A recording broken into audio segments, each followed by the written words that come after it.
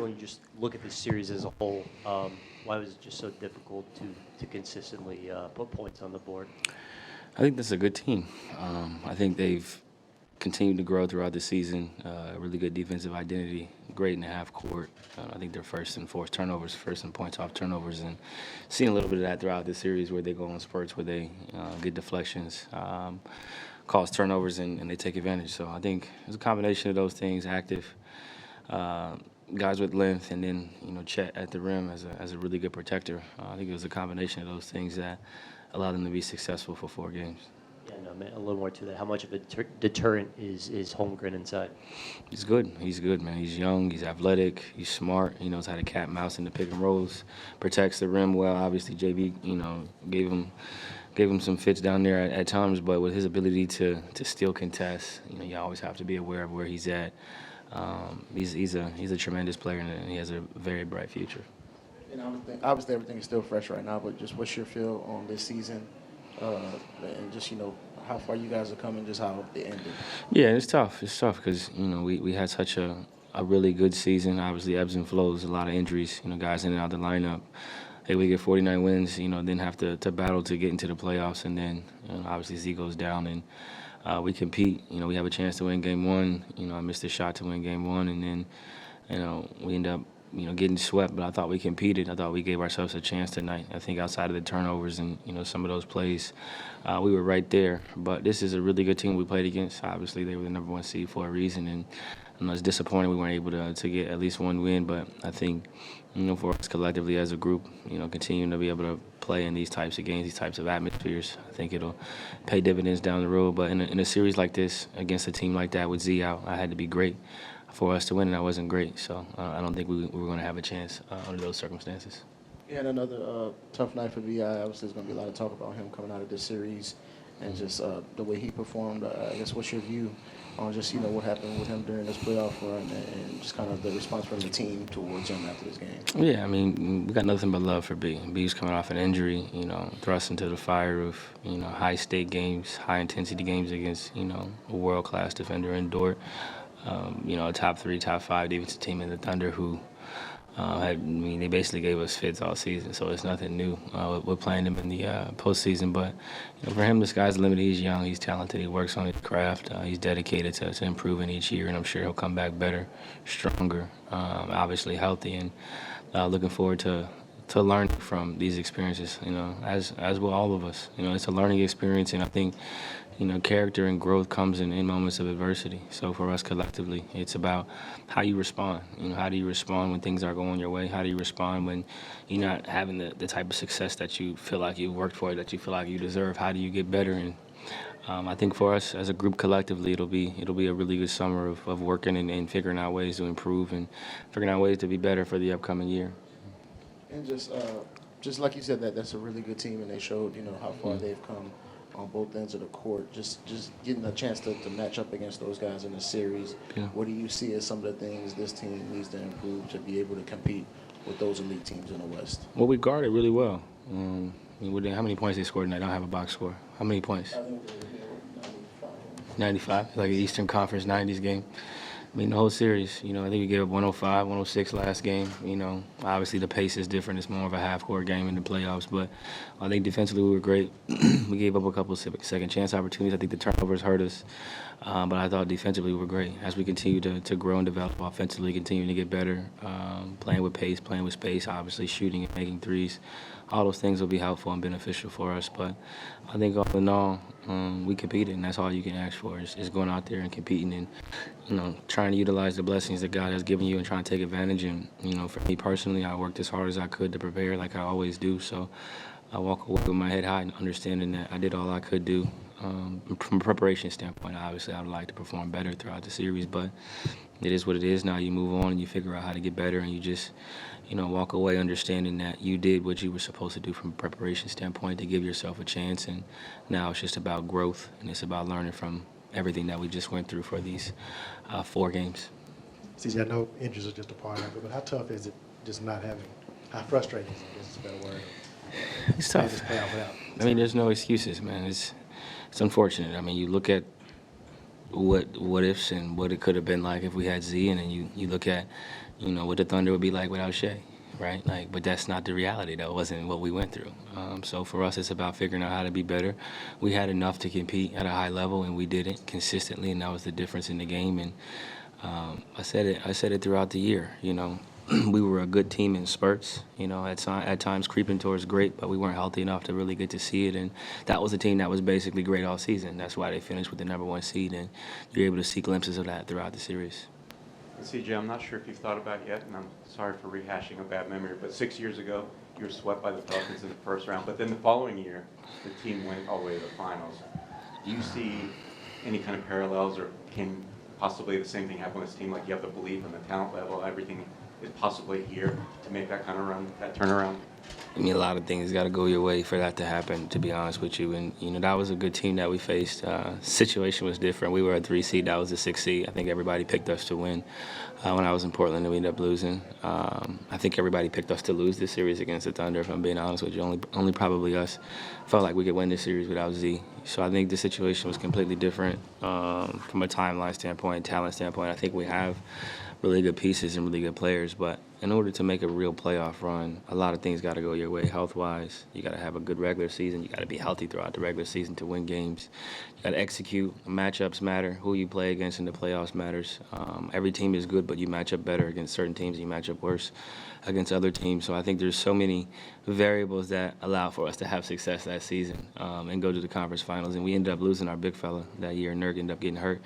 And then Canner went on a really good run that year for us. But you got to have depth, you got to have luck, you got to have injury-free season essentially, and then you got to be able to sustain a high level of play for 82, and then it goes to another level in the playoffs. And you see how the games are being refereed. The last 3 months, you got to be able to put pressure on the rim.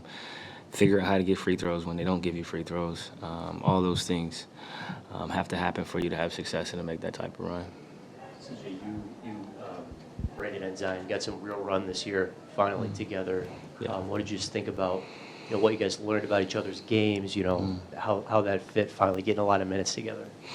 Yeah, I mean, I think we were having success as a team. Obviously, I got hurt early in the season, and then they were playing without me for a while. Then I came back, and then I think, B.I. ended up getting hurt the last month of the season. But I think, when we were whole, as a team, as a roster, I thought that, we had a really good product. We won a lot of games. Obviously, we went on a run down the stretch of the season with B.I. being injured and having to win some must-win games against tough teams, and we were able to figure it out. But I think success, it's hard to sustain a high level of success when you're not whole.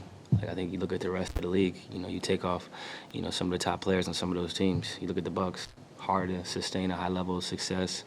You look at the Sixers with Embiid versus without him. You go down the list of, teams that have missed out on, potential playoff runs because of injuries, and it's unfortunate, but it's a part of the game. And I think for us, it's about, focusing on what you can control, which is preparation, which is a mindset, it's a mentality, it's a humility and a sense of understanding that we're fortunate and blessed to be able to play this game, and you want to take full advantage of it while it's here and give it all you got. And I think we have a lot of guys with that mentality, including our staff.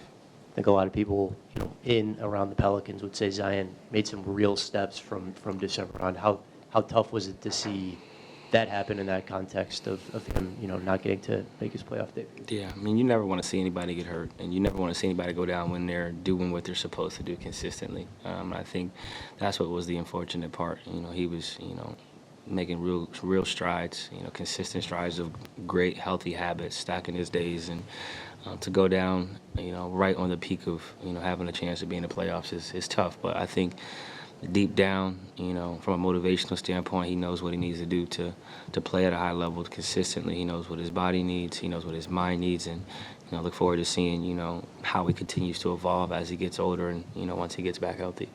And obviously, everybody has to go through a level of adversity to get to where you guys are. But I think it's safe to say B.I. is about to experience something that he hasn't before with, the scrutiny that comes with, a tough playoff series and kind of all of the talk that comes afterwards, especially for guys of that caliber. I guess what can you speak to about, just what it takes to kind of get through that and get past the noise that's going to come in the next 24, 48 hours and understanding, what it has to come ahead for him as he tries to bounce back from this? Yeah, I mean, I think it's twofold. He's got to use the block button for sure. He's got to block people. And then it's just understanding that we hold ourselves to a higher standard than anybody else ever could, in terms of how we want to play, in terms of expectations of ourselves. Like, my expectations of me, his expectations of himself is higher than anything any fan or a person could ever place on him. So from a disappointment standpoint, we're all disappointed. We all feel like we could have done more, could have done better.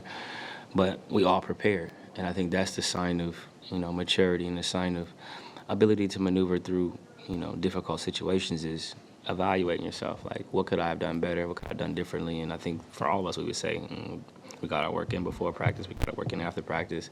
We watch film. I watch so many clips. I study the game so much. It's like I poured myself into this game so I can live with whatever results come. Now it's about going back to the drawing board and figuring out how to be better, how to sustain a high level of play throughout a season and carry that into the playoffs. And I'm sure he'll do that. And I think for him, it's just about growth, having a growth mindset, being able to display and show humility, and being able to really have a character building moment to where we all have success throughout our career and everybody praises you.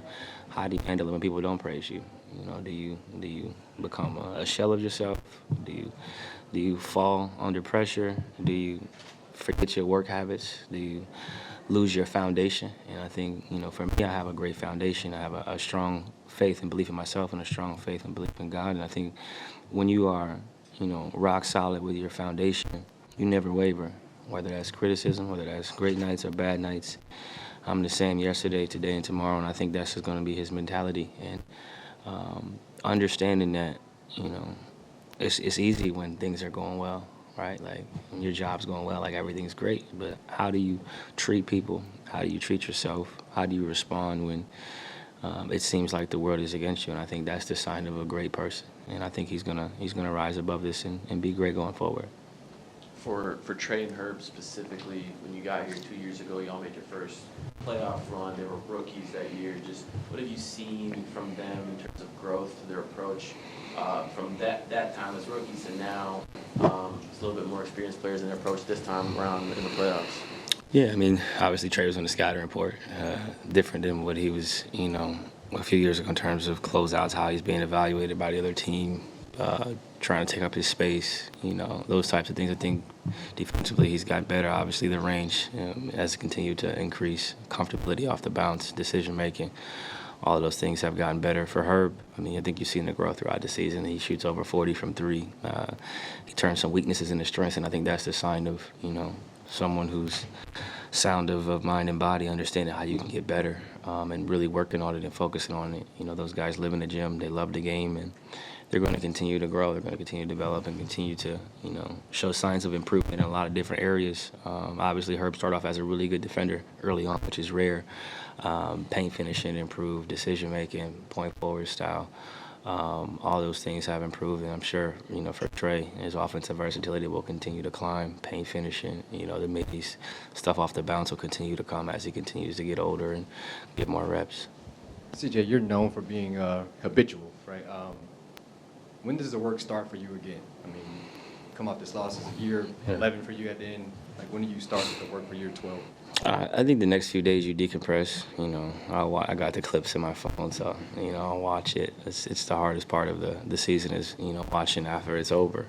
Figuring out what I need to attack. How do I get better at certain things? How am I going to be utilized? What's going to be necessary for us to be successful? Kind of evaluate that, and then I'll sit down with my movement specialist. We'll go through the calendar. We'll have 16 rest days. I'll have some yoga days in between. I'll have some functional movement body days in between, and then we'll get started in.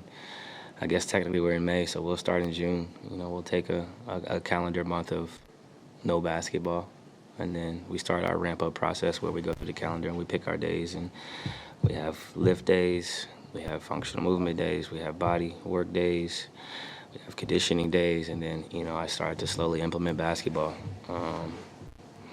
And then we figure out how we want to attack from there. But it's a fun process looking at the calendar, playing with the dates. Start 2 a days, then you start 3 a days, then you start 6 days a week. Just kind of go through the process of what it takes to be successful consistently. What I did last summer that I liked, what I'll add to it, And then, mixing in, quality time with my family, spending time with my wife, my kids, my daughter.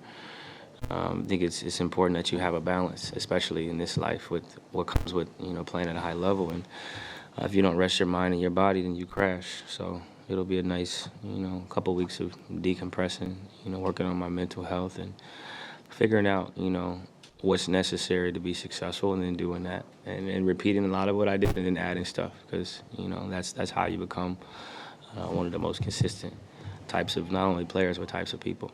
And CJ, not basketball related, but what did the being a finalist for the social justice award, what does that kind of mean? And it's a blessing to be in the mix for something like this, because it's a selfless award. I think a lot of times in life we're selfish as basketball players, as athletes, and as humans. You think about yourself first. Me. How do I get better? How do I make more money? How do I take care of my family?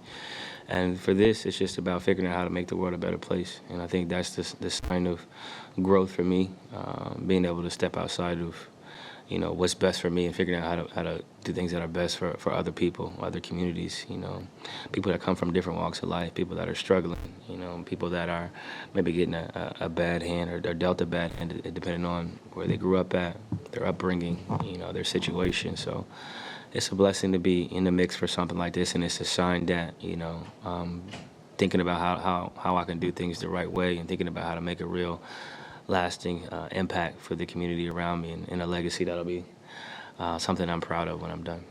Just, I know I mentioned this earlier this season, but you finished the season having career highs in a number of different areas. What areas did I finish?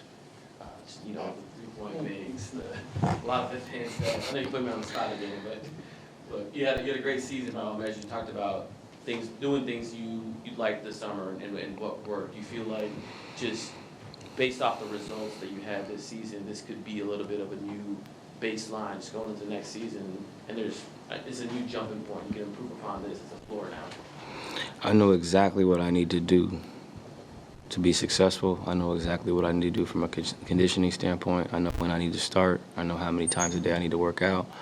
I know what I need to eat. I know how much sleep I need to get.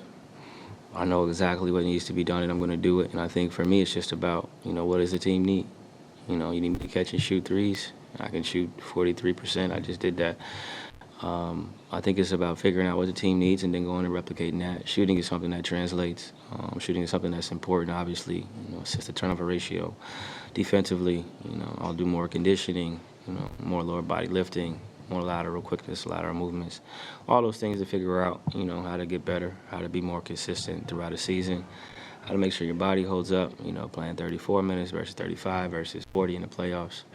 So it's just about, following the blueprint and then adjusting the blueprint accordingly based on what's needed. Do you bring one of the younger guys with you in this journey during the summer?